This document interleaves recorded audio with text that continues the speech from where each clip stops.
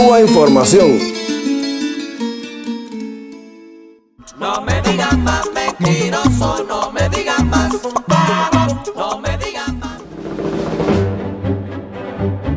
Un mensaje se repite en los grandes medios. El gobierno de Cuba debe liberalizar su economía en respuesta a los pasos dados por el de Estados Unidos al suavizar parcialmente su bloqueo a la isla. Para explicar las últimas medidas de la Casa Blanca, que permiten la exportación a crédito de algunos productos a Cuba, el canal público alemán Deutsche Welle contactaba con su corresponsal en la Bolsa de Nueva York. ¿Qué efecto económico tendrá este alivio de las sanciones? Bueno, dependerá en gran parte de esa acción que tome el gobierno cubano para liberalizar su economía. Es un mensaje que repite todo el sistema mediático. En el diario español El Mundo leíamos hace unas semanas que el deshielo entre Cuba y Estados Unidos avanza a un paso muy lento por la decisión de La Habana de no aflojar demasiado el control de la economía. El canal español La Sexta nos decía en su informativo: Obama y Castro parece que empiezan a estar en sintonía, pero para muchos, tanto dentro como fuera de la isla, eso no basta. Pero, ¿qué es lo que no basta?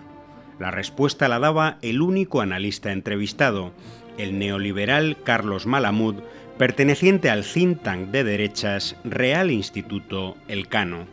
Si Cuba no da pasos hacia una mayor apertura tanto del sistema económico y también político, aunque esto va a ser mucho más difícil, va a ser imposible que cuestiones como el embargo, la ley Helms-Burton, puedan ser derogadas por el Congreso de Estados Unidos. Por tanto, solo si Cuba mueve ficha, tendrá su recompensa. Con eso Obama podría hacer maravillas ante un Congreso y un Senado que a partir de enero tendría mayoría republicana. Es el mismo chantaje de hace 50 años. Si Cuba quiere librarse del bloqueo, deberá realizar los cambios exigidos por Estados Unidos, los centros de pensamiento y los grandes medios de comunicación, con una prioridad en estos momentos: una apertura económica o liberalización que lleve hacia la aceptación de un sistema de economía capitalista. Poco importa si esto atenta contra la voluntad del pueblo cubano, refrendada en las 163.000 asambleas que en 2011 marcaron la hoja de ruta de los actuales cambios económicos dentro del socialismo.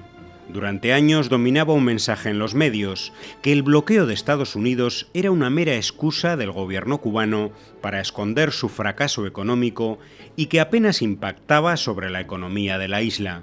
Hoy, pocos se atreven a sostener lo mismo, cuando en apenas un año de tímidas medidas de Obama, la economía de Cuba ha crecido el 4%, una excepción en la región, que ha contraído su Producto Interno Bruto, según la CEPAL, en un 0,4%.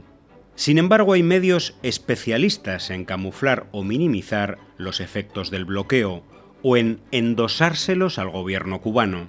El diario español El Mundo enumeraba las dificultades y carestía de los servicios de comunicación en la isla.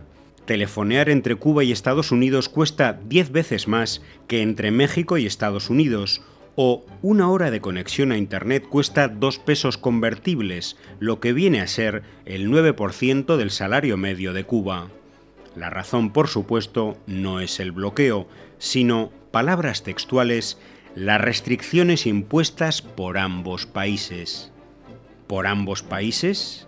¿No fue Estados Unidos quien prohibió a sus empresas durante años conectar a Cuba a los anillos de fibra óptica, ralentizando y encareciendo así sus conexiones? El Mundo nos dice además que el correo ordinario entre Cuba y Estados Unidos no existía hasta hace apenas una semana, cuando ambos gobiernos anunciaron su intención de restablecer el servicio postal. ¿Ambos gobiernos? ¿No fue el gobierno de Estados Unidos el que suspendió en 1963 el servicio de correo hacia Cuba? Tras un año de diálogo bilateral, es notorio el desasosiego que produce en los grandes medios y en importantes círculos de poder político que Cuba no haya doblado la rodilla ni realizado cesiones de principios. El diario El Mundo se quejaba de que en el acercamiento impulsado por Obama había una zanahoria, pero ningún palo. Estados Unidos no impuso condiciones al proceso, que ha sido aprovechado por Raúl Castro para hacer demandas sin hacer concesiones. Ha comenzado el segundo año de este diálogo hacia la normalización de relaciones Cuba-Estados Unidos, y en los medios aún tendrán que seguir tragando saliva.